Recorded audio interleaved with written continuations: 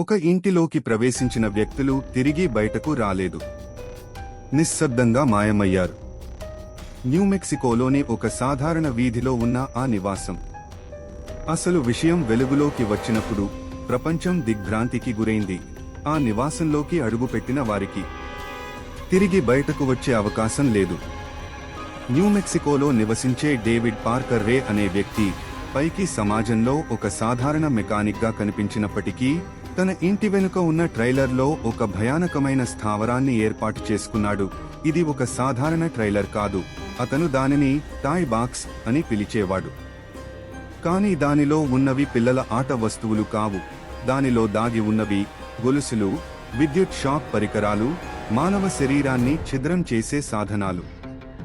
శబ్దం వెలుపలికి వినిపించకుండా నిరోధించడానికి సౌండ్ ప్రూఫ్ చేయబడిన ఆ ట్రైలర్. దానిలోకి ప్రవేశించిన బాధితులు అతని హింసాత్మక చర్యలకు గురై తీవ్రంగా బాధపడేవారు. డేవిడ్లో బాధాకరమైన ఆనందం పొందే లక్షణాలు చిన్ననాటి నుంచే కనిపించాయి. అతని తండ్రి ఇచ్చిన బంధనాలు కలిగిన పత్రికలు, హింసాత్మక దృశ్యాలున్న వీడియోలు, ఇవన్నీ అతని మానసిక స్థితిని పూర్తిగా మార్చివేశాయి.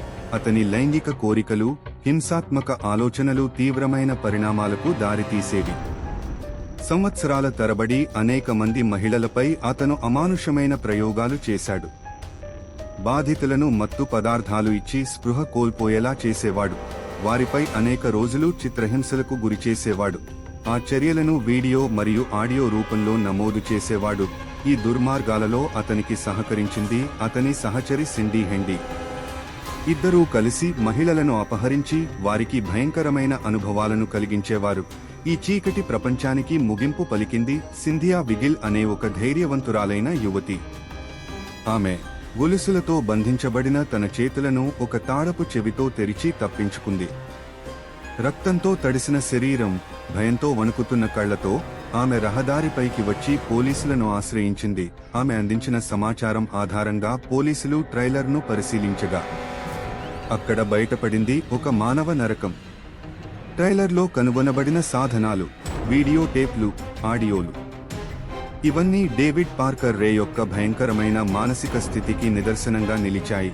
అతను పట్టుబడిన తరువాత కూడా చాలా మంది బాధితులు ముందుకు రాలేకపోయారు.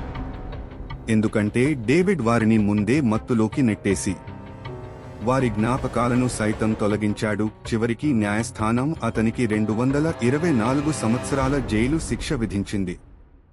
కానీ అతను తీర్పు వెలువడిన 2 రోజులకే గుండెపోటుతో మరణించాడు, మరణశిక్షను తప్పించుకున్నట్లుగా. డేవిడ్ పార్కర్ రే కథ ఇది కేవలం హత్యల గురించినది కాదు. ఇది మానవత్వం క్షీణించడాన్ని, చీకటి కోణాలలో దాగి ఉన్న మానసిక రుగ్మతను బహిర్గతం చేసే భయంకరమైన వాస్తవం. అయినప్పటికీ ఒక ప్రశ్న అలాగే మిగిలిపోయింది. డేవిడ్ పార్కర్ రే ఎందుకు ఇలా ప్రవర్తించాడు? అతను ఏమి అనుభవించాడు? ఎలాంటి భయానకమైన సంఘటనలను చూశాడు? అసలు ఒక వ్యక్తిలో ఇంతటి క్రూరత్వం ఎలా ఉత్పన్నమవుతుంది?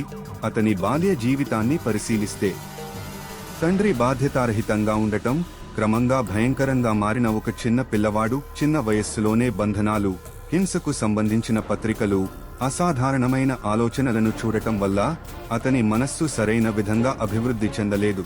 ఇది కేవలం ఒక హంతకుడి కథ కాదు. ఇది మనుషుల మధ్య దాగి ఉన్న ఒక భయానకమైన రహస్యం. ఇది మానవత్వానికి ఎదురుగా ఉన్న ఒక నీడ. ఇది మనకు గుర్తు చేస్తుంది, భయం ఎప్పుడు వస్తుందో కాదు, అది ఎవరి రూపంలో వస్తుందో ఊహించడం కష్టం.